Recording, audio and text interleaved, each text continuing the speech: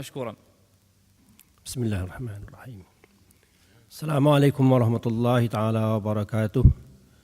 الحمد لله رب العالمين وبه نستعين والصلاة والسلام على أشرف الأنبياء والمرسلين وعلى آله وصحبه أجمعين. His Royal Highness Syed Shahid bin Tariq Al-Said, Excellencies, ladies and gentlemen, Alhamdulillah, I'm grateful to Allah subhanahu wa ta'ala that I'm able to come to this beautiful land of Oman and have the opportunity to meet with some of the leaders of this land. I'm happy that my journey to this land has been safe and full of expectation for the opportunity to see Oman. And indeed, it is a beautiful, beautiful country. And I hope to be able to see a little bit more of this land before I go back. I am certainly aware that I'm here to share with you, ladies and gentlemen, some of our experience on the subject of developing Islamic finance and Islamic bank. Of course, the story is quite long, since it is the story of 30 years effort by the government of Malaysia to develop our first Islamic bank and to develop Islamic finance. But I feel very much relieved that in this hall there are some eminent Malaysians who I must say are very competent to share with you the subject of Islamic finance, Islamic banking, and I hope it is what they do to share with you that we'll be able to, at the same time, also share with us some of the problems, whatever you may have, that you are now doing as much as you can to develop Islamic bank and Islamic finance. I hope you don't mind if I mention two important gentlemen who is here, Mr.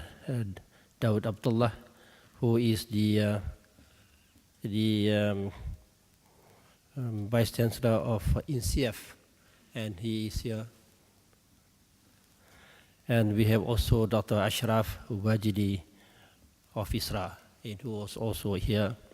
And I believe this gentleman will be able to give good contribution, inshallah. And I have also with me the Director of the Institute of Islamic Understanding, who was before he was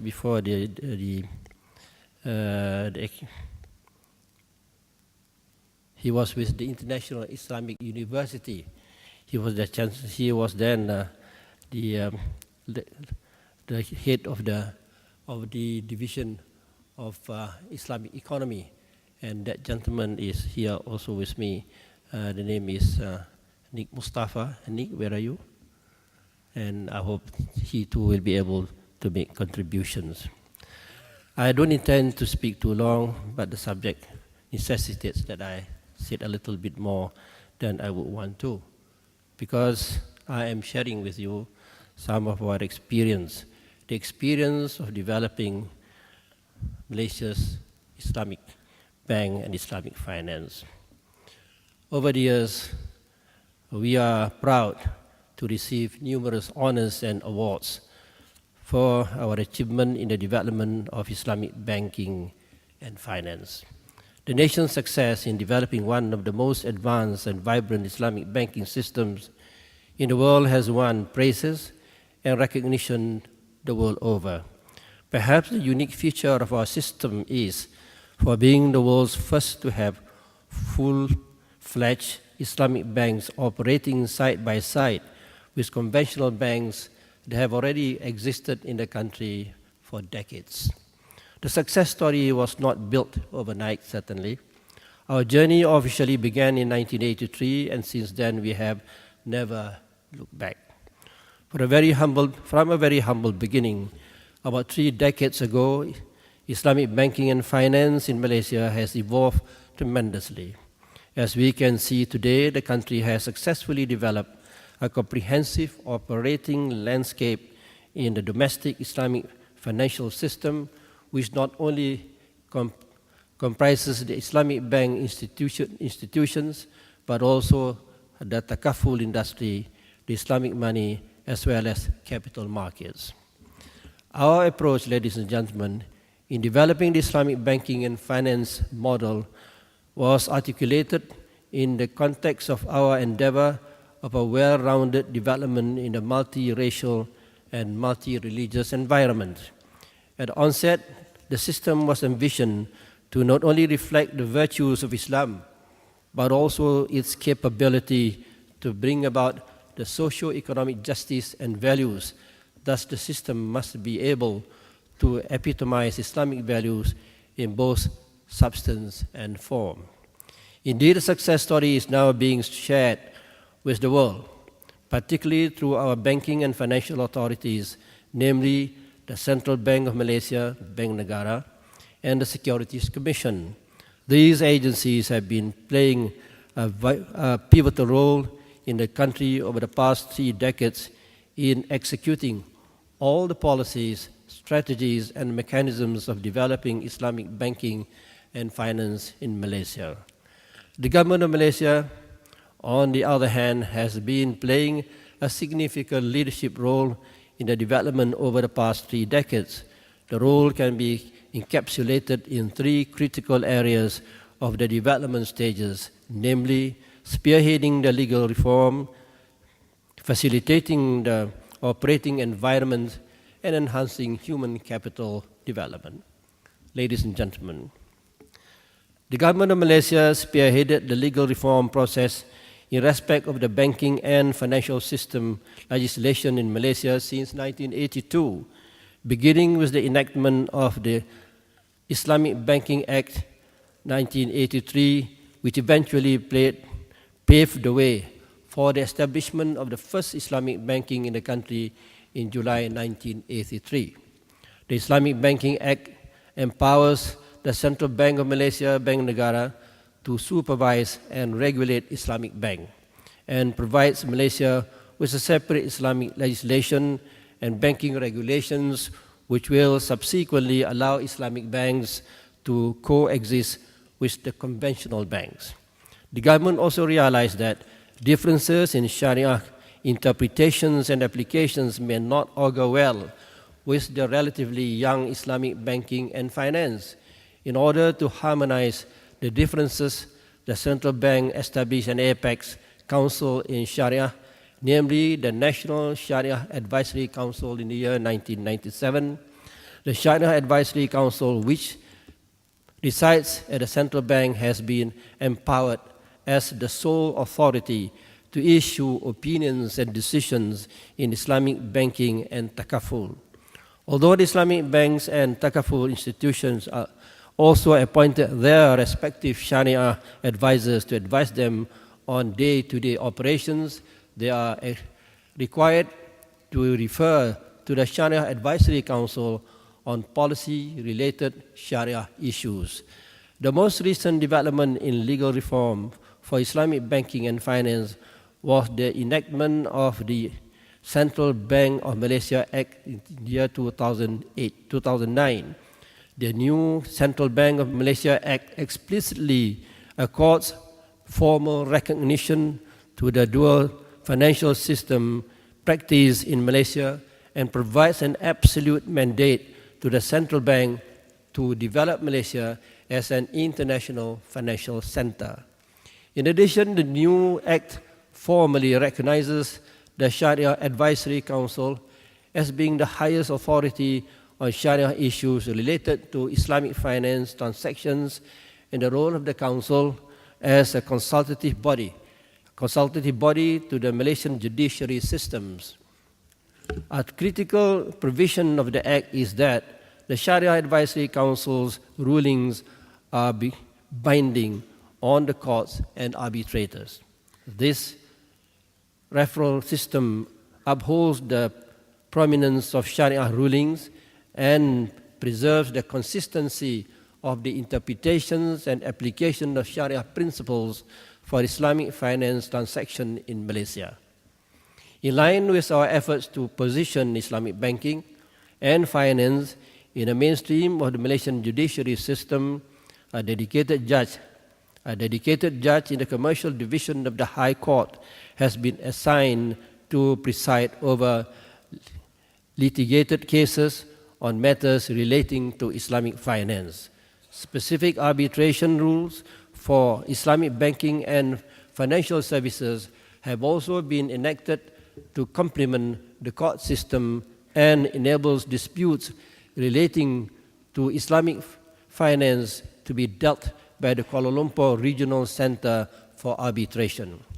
This infrastructure is unique to Malaysia and reflects the support and cooperation from the legal fraternity to keep up with the development of Islamic finance. Ladies and gentlemen, in the early stage of development, the sole Islamic bank was allowed to operate without undue competition. There was a mutual understanding that Islamic bank would be given a grace period of 10 years before the government decided to establish another Islamic bank. This was done to ensure that the bank progressed smoothly and familiarized itself with the operating environment. The central bank then expressed their desire to create a comprehensive Islamic financial system operating in parallel with the conventional banking system in Malaysia.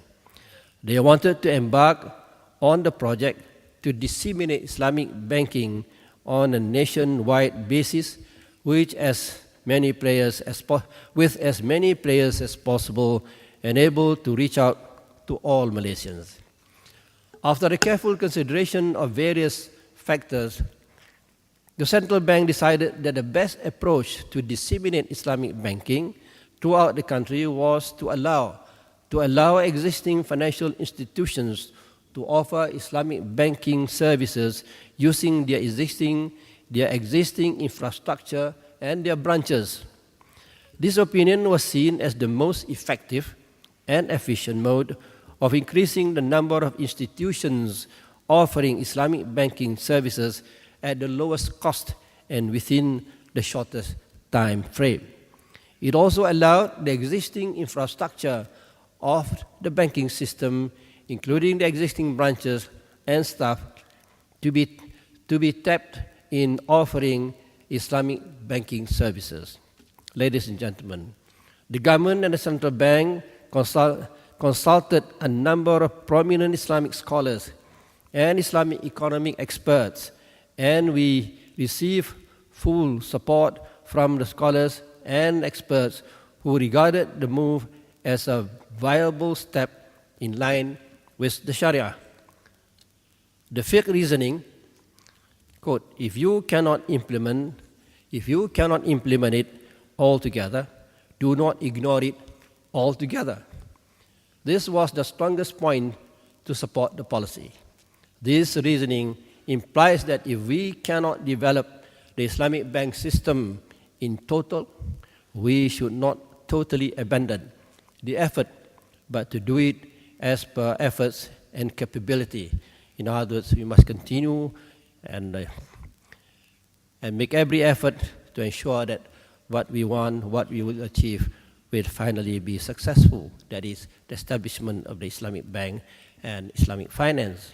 Arising from the above approach, the central bank introduced the Islamic banking scheme, IBS, in the 90s. The scheme allowed conventional financial institutions to offer Islamic banking services through Islamic windows alongside their conventional banking services. These institutions, however, were required to separate the funds and activities of Islamic bank transactions from that of the conventional banking business to ensure that there would not be any commingling of funds. The Islamic windows of the conventional banks were further transformed into full-fledged Islamic banking subsidiaries after the turn of the new century. The new structure removed most of the impediments that prevented Islamic windows to participate in non-traditional banking businesses such as wholesale and retail trading, purchase of assets and landed properties, as well as purchase of equities via joint ventures and portfolio investments. The rationalization for Islamic bank subsidiaries is mainly driven by Sharia requirement for greater compliance. Operating interest-bearing and Islamic banking business under the roof may invite ambiguities concerning the legitimacy of profits generated from business. The operating environment has been progressively liberalized in recent years, allowing for more foreign presence in the market to become internationally more integrated.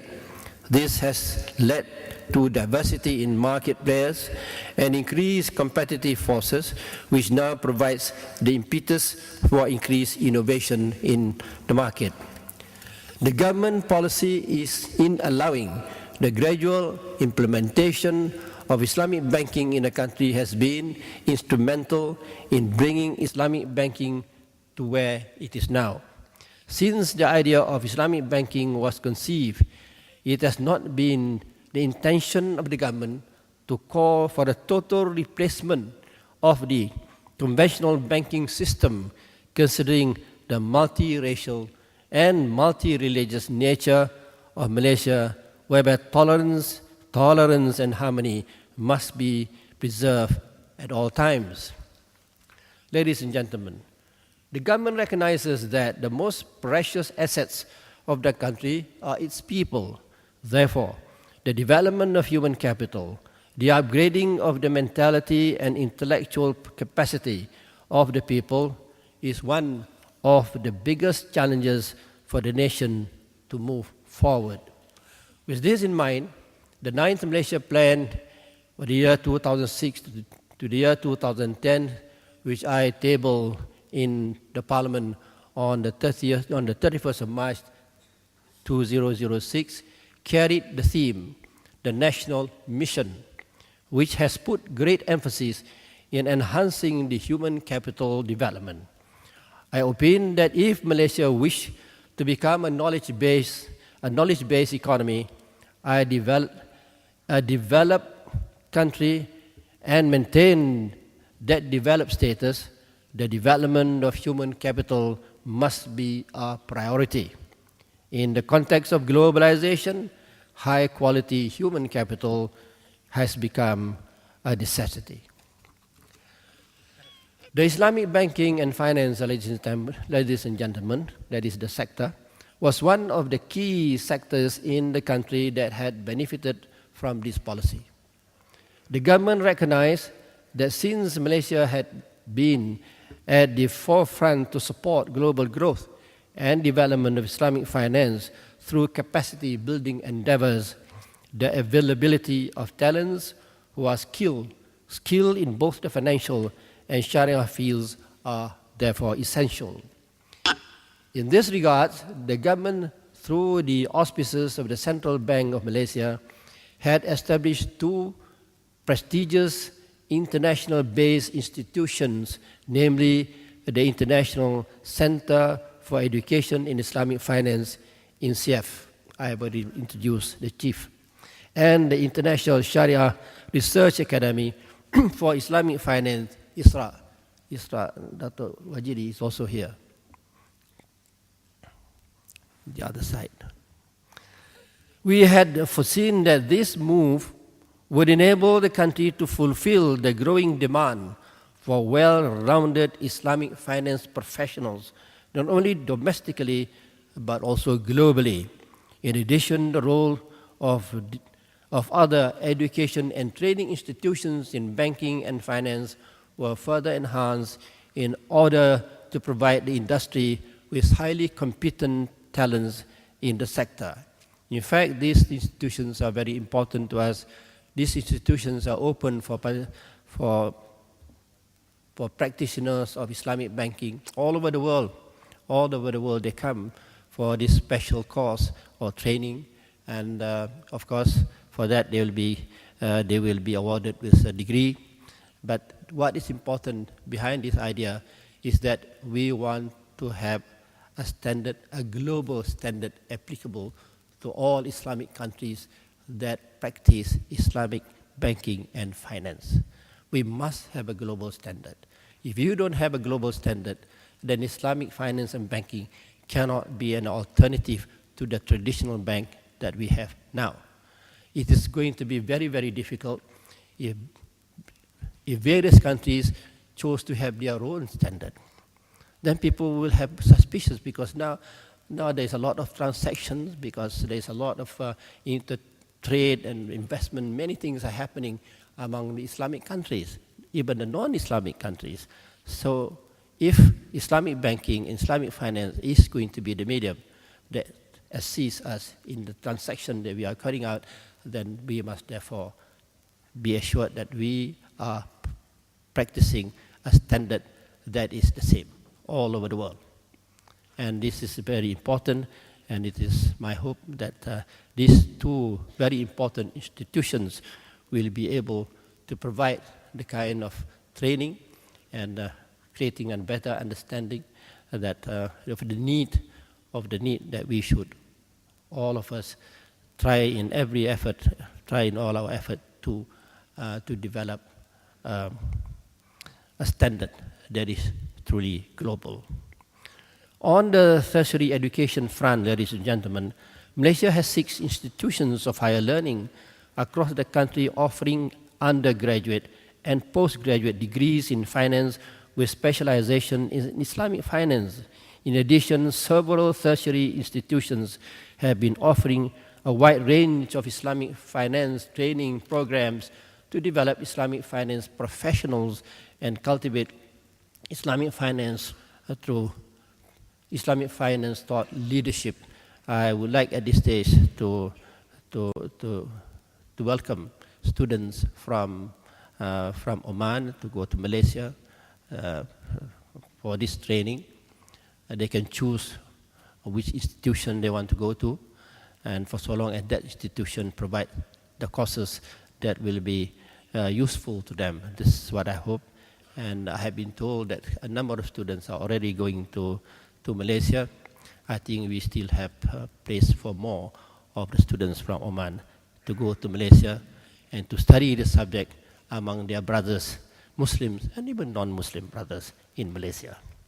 Other initiatives on human capital development have also been introduced, including generous tax incentives that are accorded for talent enrichment, an endowment fund that was established to fund the enhancement of knowledge, of research, talents, and intellectual discourse in Islamic finance, and supportive immigration policies that encourage expatriates to participate in Malaysia's Islamic financial industry. With the comprehensive human capital development framework well in place to develop a proficient pool of Islamic finance talents and experts, Malaysia has been successful in meeting the domestic industry demand for talent. We now look forward to share this infrastructure and insights with the world to meet the increasing global demand for skilled Islamic banking and finance professionals. Ladies and gentlemen, today Islamic banking and finance in Malaysia is thriving. This is reflected in the industry's total assets, which are recorded an annualized growth of about 20% for the last 10 years. The Islamic banking and finance now accounts for over 20% of the total assets, deposits, and financing of the entire banking system in Malaysia. This is what we aim for when we deliberated the 10-year financial sector master plan in the year 2001. Indeed, our journey to develop a viable model for Islamic banking and finance has taken us 3 decades. This long journey signifies the fact that banking and finance by nature is a long-haul business. But the fact we must not forget is that Islamic banking is not only a long-haul business, it transcends beyond this world and the hereafter. Therefore, our journey will continue.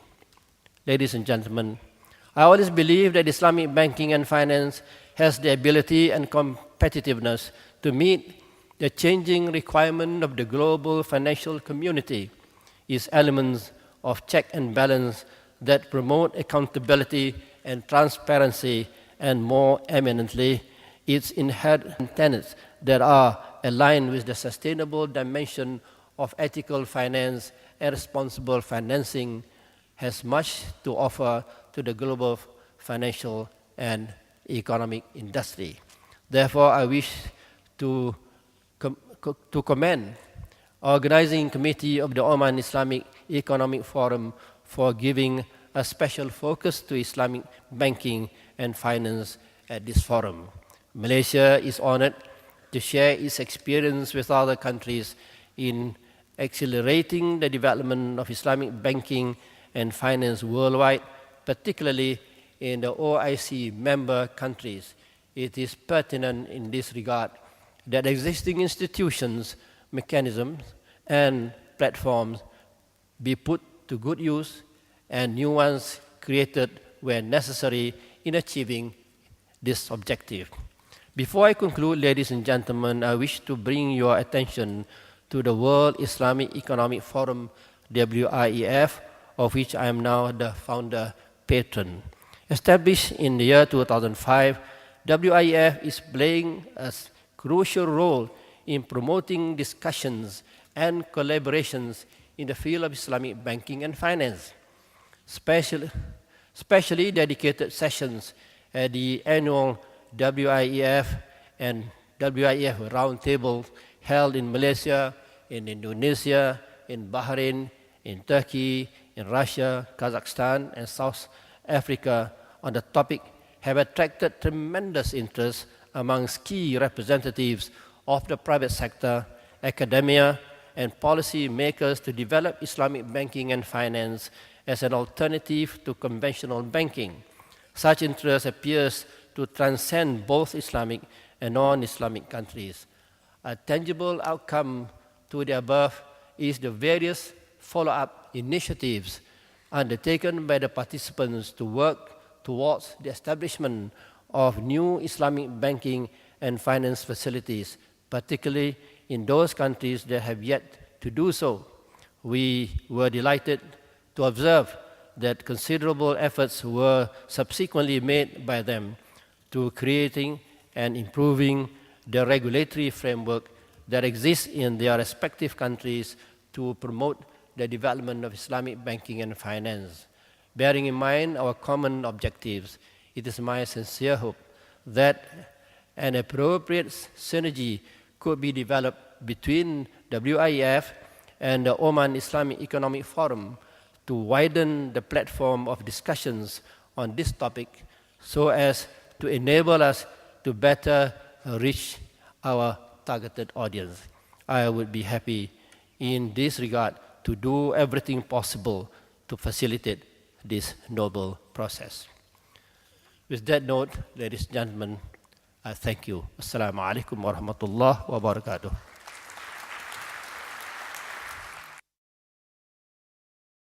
ضيوفنا الأعزاء، نتشرف الآن بدعوة